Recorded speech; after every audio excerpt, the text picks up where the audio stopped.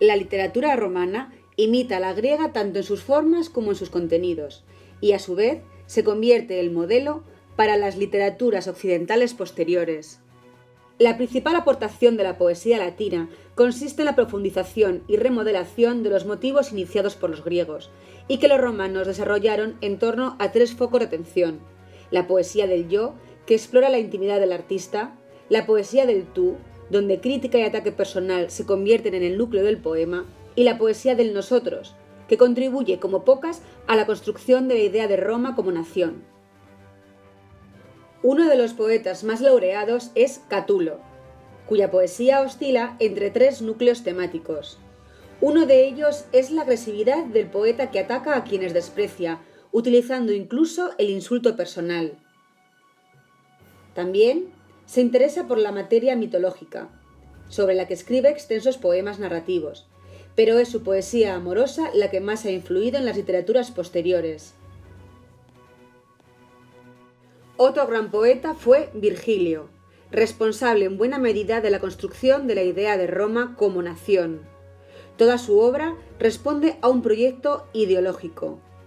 Algunas de sus obras fueron las bucólicas, compuesta por 10 églogas, o las geórgicas, poemas sobre las virtudes de la agricultura.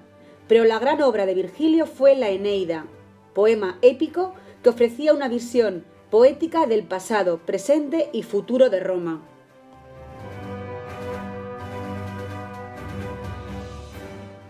En esta obra, Roma se sitúa al mismo nivel de Grecia mediante el recurso a la leyenda que vincula su origen con la destrucción de Troya y que convierte a César y Augusto en descendientes de Venus y de su hijo Eneas. Otro importante poeta es Horacio, cuyo primer libro se titula Épodos, donde comenta aspectos y anécdotas de los tiempos inmediatamente posteriores al asesinato de César.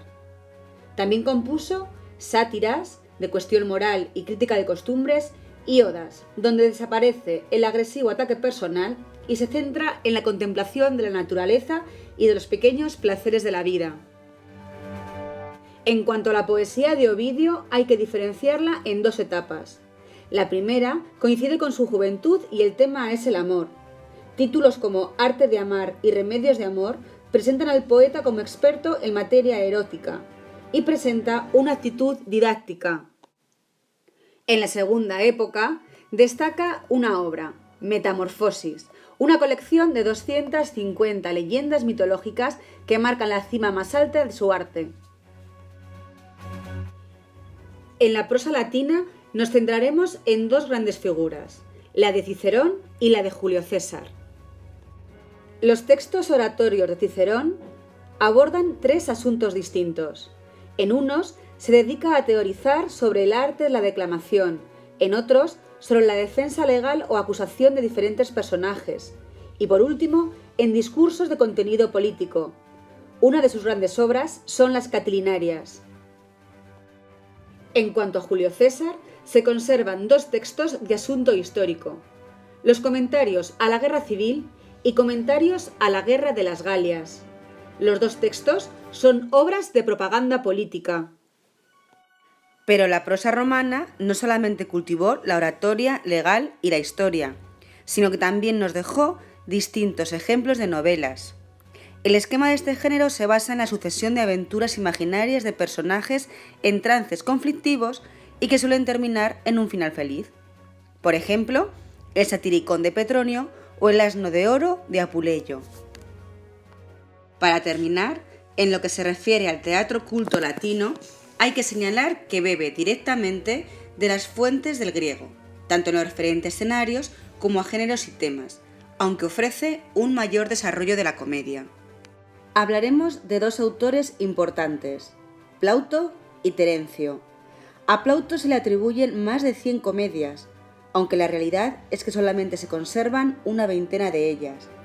Su intención es provocar la carcajada del espectador mediante cualquier recurso que se encuentre a su mano.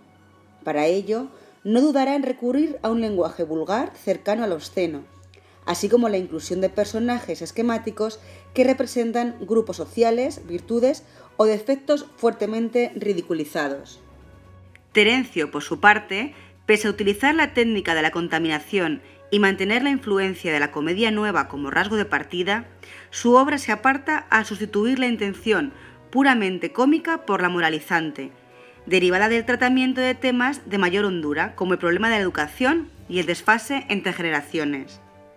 El deseo de Terencio es ofrecer al espectador obras más artísticas, menos situaciones vulgares y, sobre todo, personajes que se centren en el análisis psicológico. Y con esto acabamos la literatura clásica. No olvidéis ver el vídeo las veces que hagan falta. Nos vemos en el próximo tema con la literatura medieval.